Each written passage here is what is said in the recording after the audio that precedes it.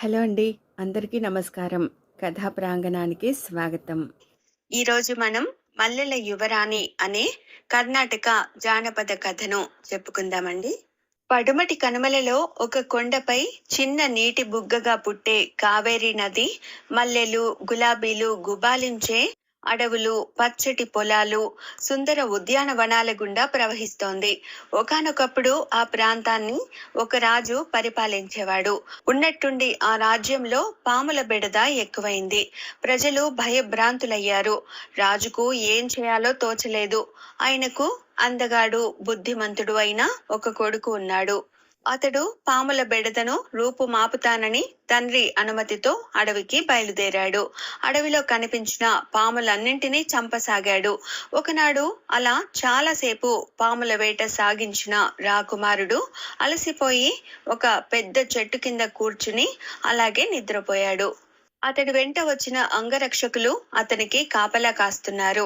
అప్పుడు ఆ చెట్టు కొమ్మలపై నుంచి 7 తలల సర్పం ఒకటి మెల్లగా దిగి రాజకుమారుణ్ణి సమీపించింది. రాజకుమారుడికి కాపలా కాస్తున్న రక్షక భటులు దాన్ని నరకడానికి కత్తులు దూశారు. అయితే అప్పుడే కళ్ళు తెరిచిన రాజకుమారుడు పచ్చగా మెరిసే ఆ సర్పం కళ్ళలోకి చూశాడు. వెంటనే అతడు, ఆగండి, ఆ ఉన్నత ప్రాణిని చంపకండి. దాని కళ్ళ నిండా విషాదం నిండి ఉంది. అది మనతో ఏదో చెప్పాలనుకుంటున్నది అన్నాడు. భటులు అలాగే ఆగిపోయారు.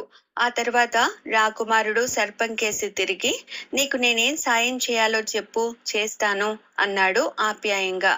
యువరాజా, గత 7 ఏళ్లుగా తీరని శిరోవేదనతో బాధపడుతున్నాను.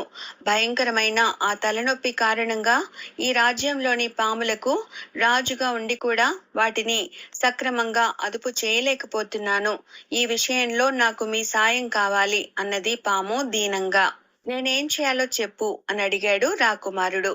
మీ రాజ్యానికి దక్షిణంగా 7 యోజనాల దూరంలో వేరొక రాజ్యం ఉంది. ఆ రాజ్యాన్నేలే రాజుకు చాలా సుకుమారి అయిన కూతురు ఉంది. ఆమె 7 మల్లెల బరువే ఉంటుంది. ఆ మల్లెల యువరాణి ఇంతవరకు నవ్వి ఎరగదు. ఆమె నవ్వితే ఆమె నోటి నుంచి 3 మల్లె పువ్వులు రాలుతాయి. వాటిలో రెండవ దాన్ని నేను వాసన చూస్తే నా తలనొప్పి మాయమైపోతుంది. నువ్వు నాకు ఆ పువ్వును తెచ్చి ఇచ్చావంటే రాజ్యంలో పాముల బెడద లేకుండా చేస్తాను అన్నది సర్పం. రాకుమారుడు ఇప్పుడే వెళ్లి మల్లెల యువరాణిని చూసి పువ్వులతో తిరిగి వస్తానని సర్పానికి చెప్పాడు. ఆ సంగతిని తన తల్లిదండ్రులకు చెప్పమని భటుల ద్వారా వర్తమానం పంపి తాను దక్షిణ దిశగా బయలుదేరాడు.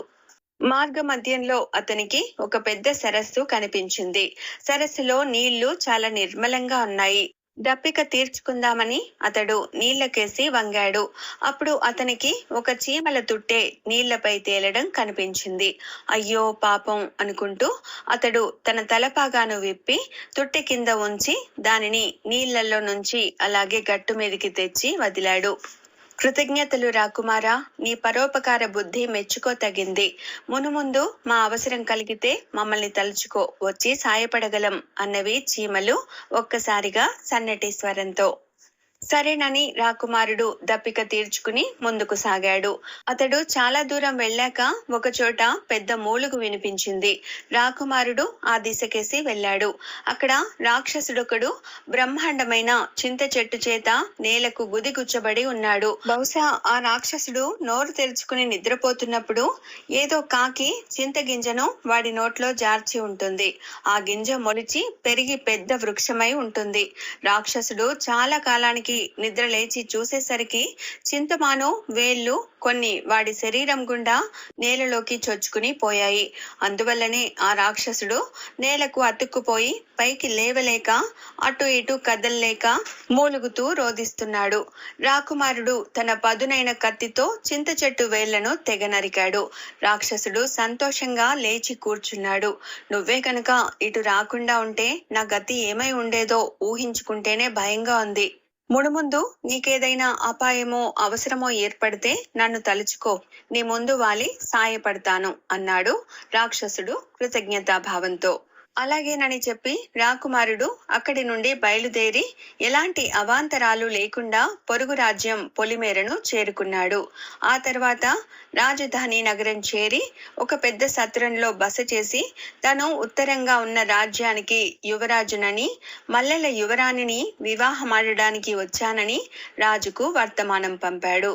అందగాడు, బుద్ధిమంతుడు, సాహసవీరుడు అయిన పొరుగు రాజ్యం రాకుమారుడు తన కుమార్తెను వివాహమాడ వచ్చాడని తెలియగానే రాజు ఆనందంతో స్వయంగా వెళ్లి రాకుమారుడికి స్వాగతం పలికి తమ భవనానికి తీసుకుపోయాడు.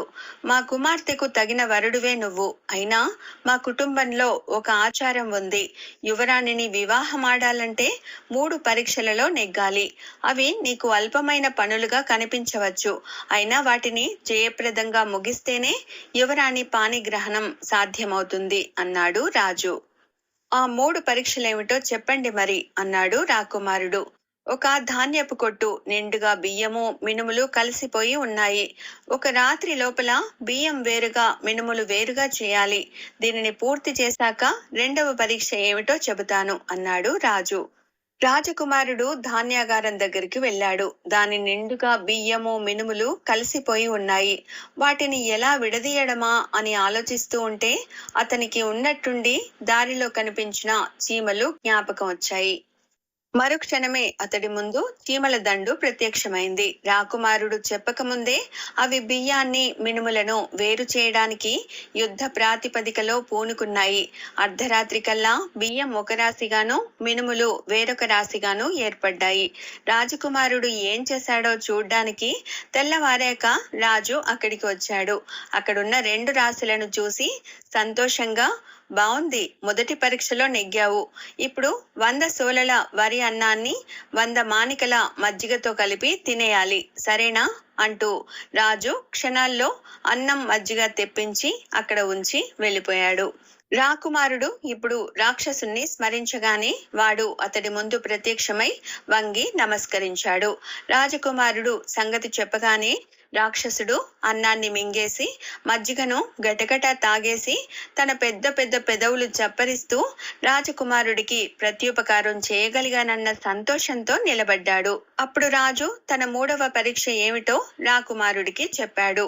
ఒక కొండ మీద ఒక బంగారు గంట వేలాడదీయబడి ఉంది. చుట్టూ ఉన్న 7 రాజ్యాలకు వినిపించేలాగా ఆ గంటను మోగించాలి. ఇది రాకుమారుడు చేయవలసిన 3వ కార్యం. రాజు ఆ మాట చెప్పగానే రాకుమారుడు ఆ కొండ మీదకి చేరి మళ్ళీ ఒకసారి రాక్షసుని తలుచుకున్నాడు. మరుక్షణమే ఆజ్ఞాపించండి అంటూ రాక్షసుడు 2 చేతులు మోడ్చి అతని ఎదుట ప్రత్యక్షమయ్యాడు. రాక్షసమిత్రమా, ఈ గంటను గట్టిగా మోగించగలవా అన్నాడు రాకుమారుడు. రాక్షసుడు గంటకు వేలాడుతున్న తాడు అందుకుని దశ దిశలు మారుమ్రోగేలా గంటను మోగించాడు.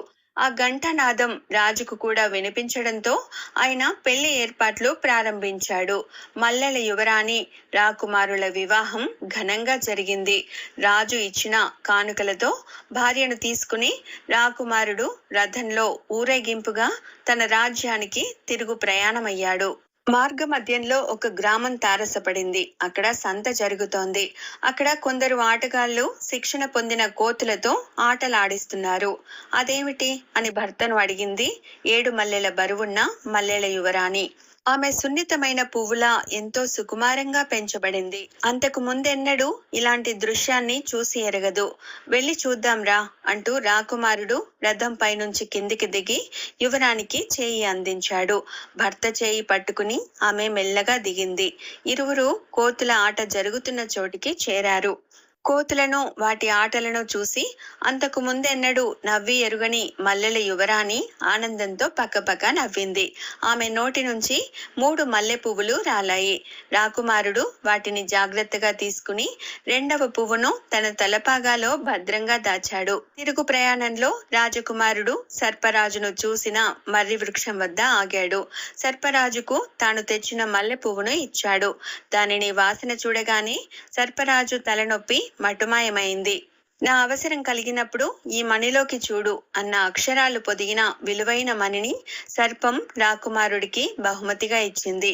అలా పాముల బెడదను పోగొట్టడానికి వెళ్ళిన రాకుమారుడు తన మంచి స్వభావంతో మిత్రులెందరినో సంపాదించాడు.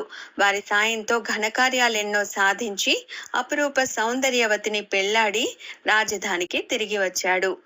రాకుమారుడి తల్లిదండ్రులు కుమారుడి రాకకు పరమానందం చెంది ఘనంగా వేడుకలు జరుపుకున్నారు. కథ సమాప్తం.